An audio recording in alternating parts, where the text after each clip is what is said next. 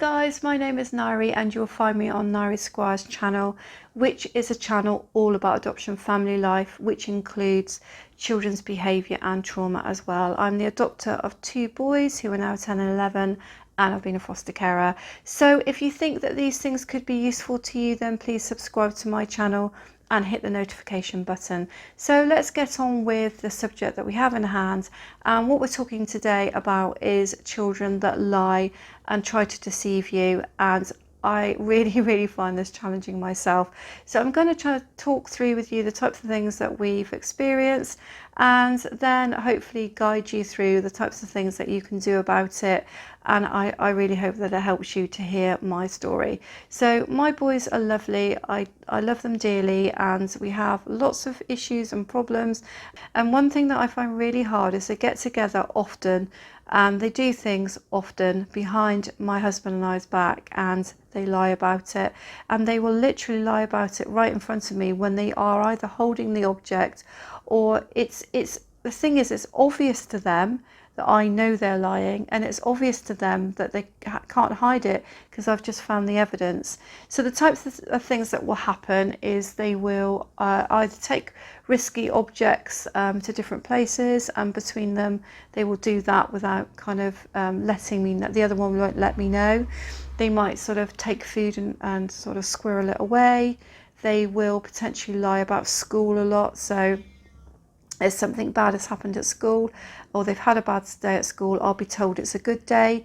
And actually also very difficult to get them to understand that lying is frustrating for adults.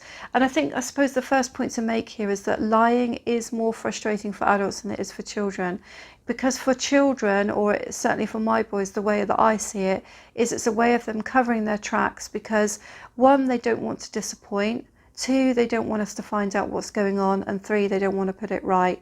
So those are the three reasons why I think they do it. And ways that you can get around this, I guess, is you're going to have to continue to build their trust. I've talked about pace parenting in another video, there's the link there, but I've also mentioned that in there about boundaries, and I do believe that both styles of parenting are important.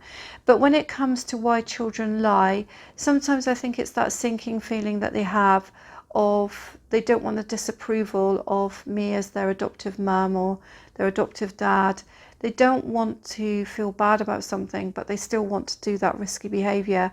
So they still want to try things out behind our backs, as do all children. Don't get me wrong, I know I have 5 birth children who are adults now, but it's more about the fact that with these children, of course, they haven't had the trusted adult, they haven't had the caring adult, and so in many ways they have learnt to try and survive without an adult, and try to deviate and do things without an adult knowing. And I think the bottom line is they want to try out to do things without an adult knowing, because my boys have an avoidance style attachment with a bit of disorganised thrown in.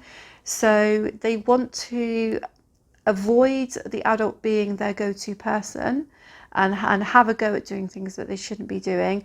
But when they're caught out, the reason why they lie is they hate that feeling of disappointment and rejection that brings when someone's caught them out. So you've got a double whammy there, really. The reason why they're doing these deviant things behind my back is because I'm still not their go-to person, even after 8 years. But the reason why, even when they're caught red-handed with something in their hand, they still sort of stand there and go, no, I didn't do it, is because they hate that feeling, that sinking feeling of rejection that they still get, and that fearfulness of not being loved, really. So it's a tricky one, because lying can come into all sorts of aspects of life. You know, we found them lying about things at school and at home, and it can cause us a lot of heartache and a lot of problems, but we don't really give in to it. We could do. It'd be a lot easier and a lot less tiring just to give in and go, do you know what? Yeah, I know that you just took that out to the shed. I know you haven't had a good day at school today because it's clearly obvious, and I know you didn't eat your packed lunch because it's in your bag. We could give up and go, do you know what? You can't be bothered to parent, you know, properly anymore. Let's just not bother. But actually it's important for them to understand that For them to start to trust us fully as adults, they need to keep short accounts with us, and lying their way through life is not going to get them where they need to be. So if you think that my channel is going to help you, then please take the time to subscribe at the end of the video and have a look around my channel and see what else I have on there, and look forward to seeing you in my next video now. Goodbye.